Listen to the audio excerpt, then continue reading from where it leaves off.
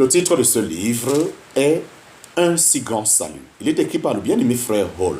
Nous sommes présentement à la partie 12 de ce livre. Nous sommes présentement à la partie 12 de ce livre. Partie 12, chapitre 5 et suite. Partie 12, chapitre 5 et fin. Lorsque nous croyons dans nos cœurs que Dieu a ressuscité le Seigneur, mort pour nous, nous obtenons la justification devant Dieu, le salut de notre âme. Cependant, cet aspect du salut n'est pas perceptible par les hommes. Il s'agit davantage d'un acte juridique dans le ciel que d'un fait visible sur la terre. Il conduit pourtant à ce que nous soyons sauvés ici-bas du monde, de la chair et du diable.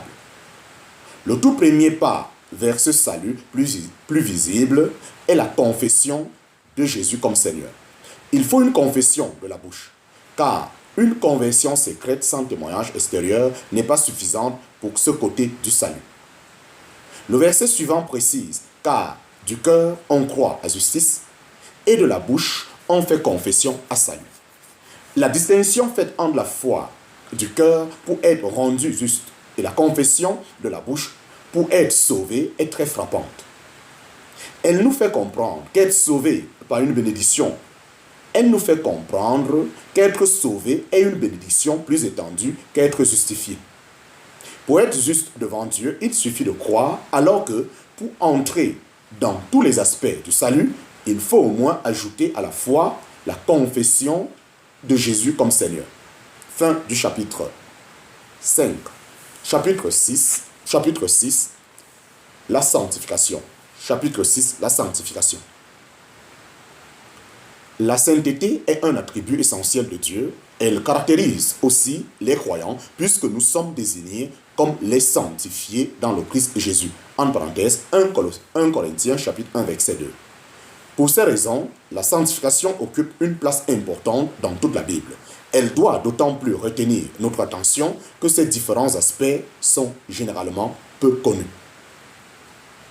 Elle doit d'autant plus retenir notre attention que ces différents aspects sont généralement peu connus. Chapitre 6, petit 1, une mise à part pour Dieu. Chapitre 6, petit 1, une mise à part pour Dieu. Dans l'Ancien comme dans le Nouveau Testament, la sanctification signifie, dans son terme initial, séparation, mise à part pour Dieu. En parenthèse, vois par exemple 1 Chronique chapitre 23, verset 13 et Jérémie chapitre 1, verset 5. Cela suggère un détachement de la vie ordinaire afin que le croyant appartienne à Dieu pour son service et sa satisfaction. En contraste avec le terme sanctification, nous avons celui de profanation. Sous la loi, chaque sacrificateur était sanctifié pour l'Éternel. Il ne devait pas se souiller, c'est-à-dire se profaner. En parenthèse, Lévitique chapitre 21, verset 4. Pendant le millénium, les sacrificateurs devront instruire le peuple à distinguer entre ce qui est saint et ce qui est profane. Et lui feront connaître la différence entre ce qui est impur et ce qui est pur. En parenthèse, Ézéchiel chapitre 44, verset 23. Le terme hébreu traduit par profane peut l'être également par commun.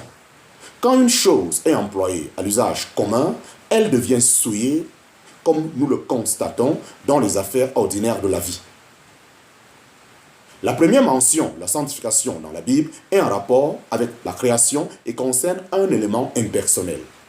Dieu sanctifie le 7e jour et se repose. En parenthèse, Genèse chapitre 2, verset 3.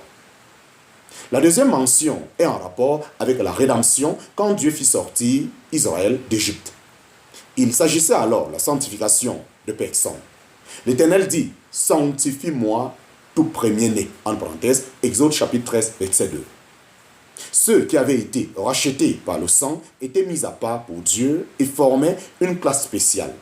Pour cette raison, un mode de vie particulier convenait aux Lévites qui leur furent substitués plus tard. En parenthèse, vois Nombre chapitre 3, verset 45, Nombre chapitre 8, verset 5 à 19.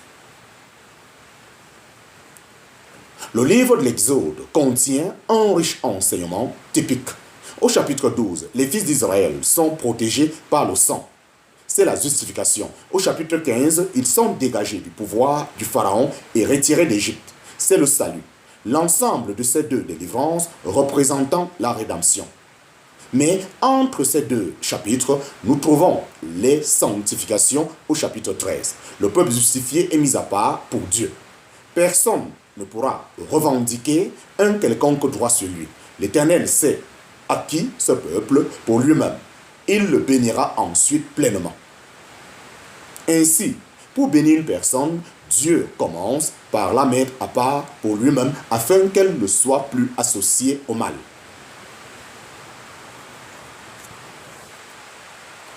Chapitre 6, petit 2. Chapitre 6, petit 2, les deux sanctifications. Chapitre 6, petit 2, les deux sanctifications. Dans l'Ancien Testament, la sanctification concerne les choses et les personnes, alors qu'elle est limitée à ces dernières dans le Nouveau Testament. La sanctification des personnes possède deux significations différentes, qu'il convient de clarifier pour éviter les fausses interprétations courantes à cet égard. La sanctification se rapporte d'abord à l'acte par lequel Dieu met à part pour lui-même et une fois pour toutes un croyant lors de sa conversion. C'est un fait d'une nature absolue. Chaque croyant est ainsi séparé pour Dieu. C'est la sanctification de position. 3 exemples de sanctification de position peuvent être donnés pour en expliquer le sens. Petit a, l'autel. Petit a, l'autel. La cuve et les ustensiles étaient sanctifiés sous la loi. Il n'y avait, bien sûr, aucun changement de nature dans ces choses. Toutefois, elles étaient mises dans une position séparée, entièrement consacrée au service de Dieu. Point numéro B. Le Seigneur Jésus lui-même fut sanctifié et envoyé ici-bas, en parenthèse, Jean chapitre 10, verset 36. Sa sainteté personnelle était divinement parfaite et ne pouvait être accrue. Par contre, le Seigneur pouvait être mis à part par le Père pour sa mission dans le monde. Petit c, dans l'expression sanctifier le Seigneur, petit c, dans l'expression sanctifier le Seigneur, le Christ dans vos cœurs, en parenthèse, 1 Pierre chapitre 3, verset 15, l'unique sens possible pour le terme sanctifier est celui de mettre à part quant à la position. Dans nos cœurs, nous devons mettre le Seigneur dans une position tout à fait unique.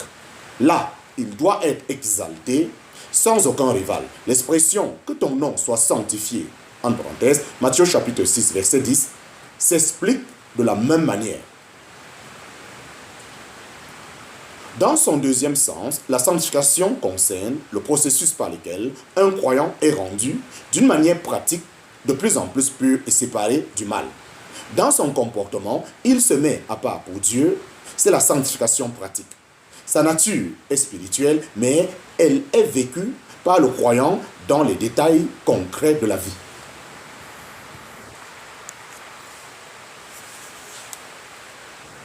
Notre vie chrétienne commence par la sanctification de position conférée par une action divine. Ensuite, nous avons à rechercher une sanctification pratique qui soit conséquente avec cette position. La première est pour nous uniquement une affaire de foi, alors que la seconde est liée à notre comportement journalier. Pour la sanctification, comme pour beaucoup de bénédictions chrétiennes, la foi doit précéder l'expérience. Tout se déforme et perd sa valeur dans le domaine de la sanctification si nous ne tenons pas ferme ce principe. Chapitre 6, petit 3. Chapitre 6, petit 3. La sanctification de position. La sanctification de position. Combien l'homme a été profané par le péché. Son esprit, son cœur, son être tout entier ont été envahis par le mal. Heureusement, la grâce s'applique à le gagner. Heureusement, la grâce s'applique à le gagner. Pour cela, elle sépare pour Dieu, elle sanctifie, elle donne aux croyants le titre de saint.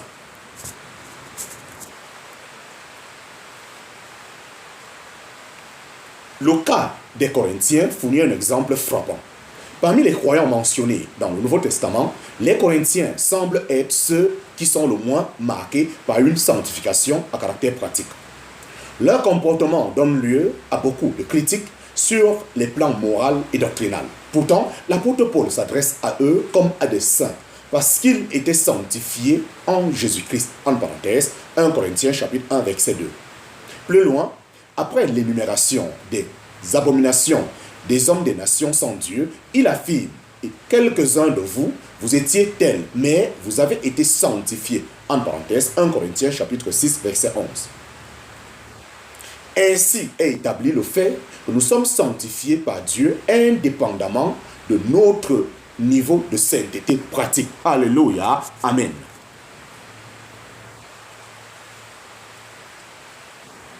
Ainsi est établi le fait que nous sommes sanctifiés par Dieu indépendamment de notre niveau de sainteté pratique.